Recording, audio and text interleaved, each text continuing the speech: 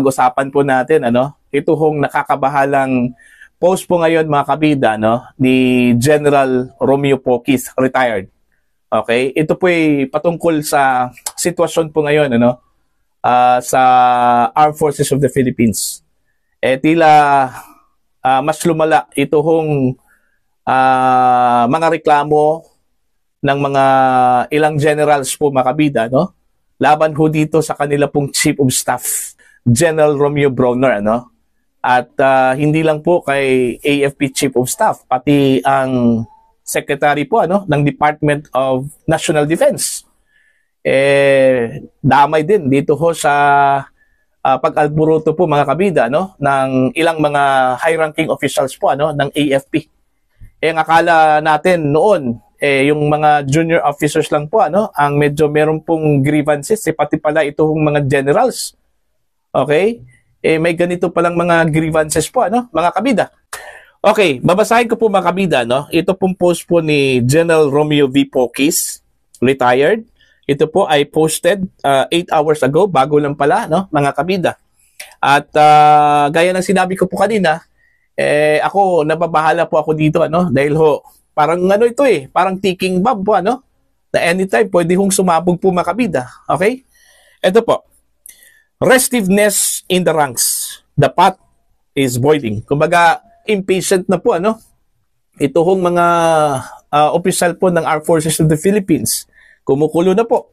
Okay? Kumbaga, parang sasabog na po mga kabida. There are growing tremors within the Armed Forces of the Philippines and the Defense Department, and ignoring them would be a grave mistake. Even before the May 12 elections, credible complaints had already surfaced against General Romeo Brawner, Chief of Staff of the AFP. These were not baseless rumors, but allegations from fellow generals accusing him of favoritism, moral misconduct, and corruption widely circulated in military and civilian chat groups. Now, just days after the elections, the focus shifts to Defense Secretary Gilbert Chodoro. A 4-page document from senior officers, which is going the rounds online, outlines serious charges. Ito po yung mga charges po against Secretary Chodoro po mga kabida, This regarding the Board of Generals recommendations. Okay? Promoting unqualified proteges, some with administrative or criminal cases. Stalling the AFP modernization program. Dito ho sa tatlo, medyo ang matindi ho dito mga kabida, ito hong disregarding the Board of Generals recommendations. Kasi ho, sa AFP, meron kasi silang tradisyon dyan, mga kabida, na pag meron pong i-promote na opisyal po ng sundalo, mga kabida, yung Board of Generals yung nagre-recommend. Alright? Kung maalala po ninyo, nung time po ni dating Pangulong Rodrigo Duterte po makabida, Okay? Hinahayaan po niya ito hong AFP na mamili kung sino yung ipropromote. Lalo na po pagdating ho sa pagiging Chief of Staff. Parang ito parang kung baga sa Korte Suprema makabida, parang JVC po ito, Ito hong Board of Generals. Sila yung mamimili kung sino yung qualified na ipopromote, lalong-lalo na po pagdating ho sa Chief of Staff, Tapos magkakaroon po ng shortlist, at doon po sa shortlist na yon, yun yung ibibigay po sa Pangulo. At yung Pangulo mismo yung mamili po doon sa shortlist. Parang ganun Pero ang problema daw dito kasi ho, yung authority po ng Board of Generals po parang nawala po dito mga kabida. Kasi sabi po ni General Pocis dito sa kanya pong post, promoting unqualified protege, some with administrative and criminal cases. Meaning, hindi ho ito dumaan sa Board of Generals. Okay? Iilang tao lang po yung kumbaga gumawa ho para ho sa promotion ho dito, mga kabida. Kaya ito pong disregarding the Board of General's recommendation, isa po sa mga grounds laban ho dito kay Secretary Teodoro. Ano? Ito pa, stalling the AFP modernization program. Kumbaga, ang naalala ko lang po, parang tinapyasan ata yung budget ng AFP modernization program, mga kabida. No? Ewan ko lang kung yun yung pagkakaintindi ko po, mga kabida. No? Ito po, this is not simply internal bickering. Active duty officers are now going outside the chain of command, urging media to take their grievances directly to the president. This is no longer decent. It's a coordinated signal of institutional resistance. Usually kasi, pag may mga reklamo, hindi talaga lumalabas yan sa media. Kasi yung prinsipyo po ng Armed Forces of the Philippines, as much as possible, kung mayroon pong reklamo, dapat dapat confined lang po yan within the quarters po ng AFP. Pero ito, grabe na po ito, kasi kumbaga lumabas na po sa chain of command. Ito hong reklamo po, mga kabida. At humihingi na po ng tulong mula sa media, para lang makaabot po ito, makarating po, mga kabida, sa Pangulo po, ito hong kanila pong grievances. Okay? Patuloy po tayo. Let's be clear. This moment is not business as usual. Kumbaga, hindi ho normal yung sitwasyon po, dyan po sa Armed Forces of the Philippines.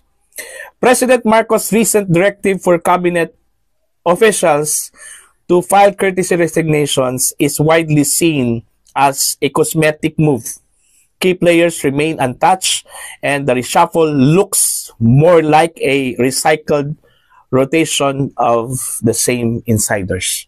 Kumbaga, parang lang yun, moro-moro lang daw, kasi based sa observation, yung mga pinaparesign, mga kabida na mga officials, kung hindi ni-reassign, okay, binalik.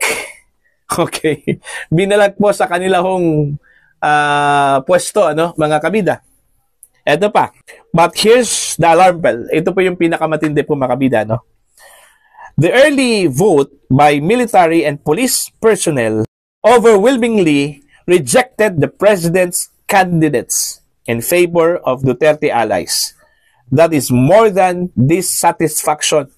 That is defiance from within the country's most disciplined ranks. Yun yung matindi, Kumbaga, parang sampal yun, sa Pangulo at sa administrasyong ito, mga kabida. Mantakin nyo, mga sundalo po ng Pangulo, supposedly, susunod doon dapat sa chain of command, mga kabida. Sa kanila pong commander-in-chief. Okay? Pero hindi sinunod. Okay? Hindi binoto yung kandidato po ng administrasyon, kandidato ng Pangulo. Sa halip po, mga kabida, yung kanila pong binoto, ito mga kandidato po ni dating Pangulong Rodrigo Roa Duterte. Anong tingin po ng mga eksperto dito?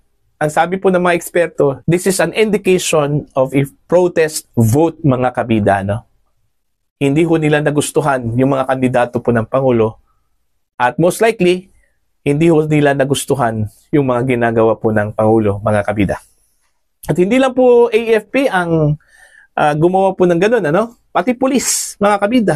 Combine AFP, PNP, at saka ito mga guro, na kabilang sa local absentee voting, mga kabida. Eto, mas malawak po na picture. Ito po yung mga kinonsidera po ng mga sundalo, mga kabida, kung bakit nagkaroon po sila ng ganitong grievances at bakit binoto nila yung mga kandidato po ng dating Pangulo. Instead, ito mga kandidato sana ng kanila pong commander-in-chief, Consider the larger picture. Number one, the escalating power struggle between the Duterte bloc and the Marcos Romualdez Araneta axis. Ito po. Impeachment proceeding looming over VP Sara Duterte. Alright? Number three, The extradition and ICC detention of former President Duterte. Number 4, persistent and deep-rooted corruption in the Senate, Congress, and executive agencies. Ito kasi yung kumbaga sa lahat po ng kanila pong mga reklamo, ito hong corruption po ang kanila pong pinakamatindi, mga kabida. Okay? Hindi lang po sa within the AFP ranks, pati yung outside AFP. Okay? Sa Kongreso, sa executive agencies po, mga kabida, Kumbaga widespread yung corruption na nakikita ho ng mga sundalo, mga kabida. Number 5, the President's political allies, close friends, and advisors starting to abandon ship. Meron na pong tumalon. Kasi palubog na po yung barko, mga kabida.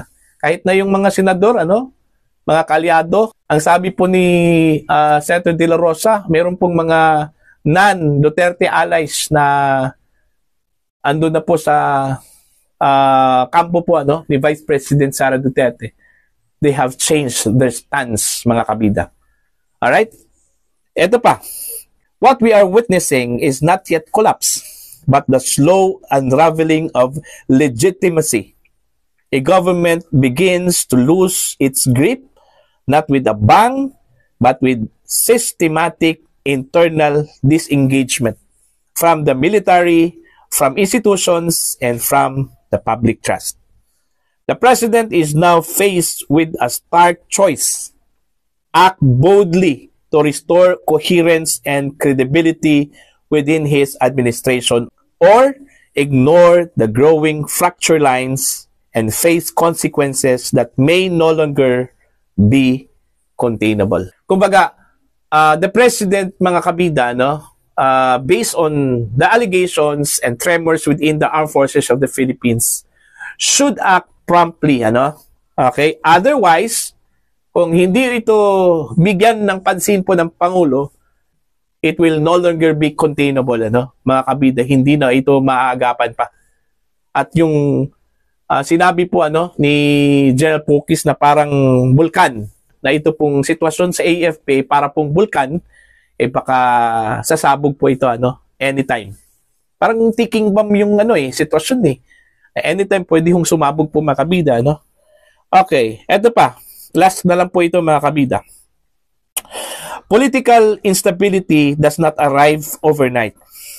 It builds silently through insubordination, disillusionment, and betrayal at the highest level. The next few weeks may determine the trajectory of this administration. The volcano is rumbling. Will it be diffused or will it erupt?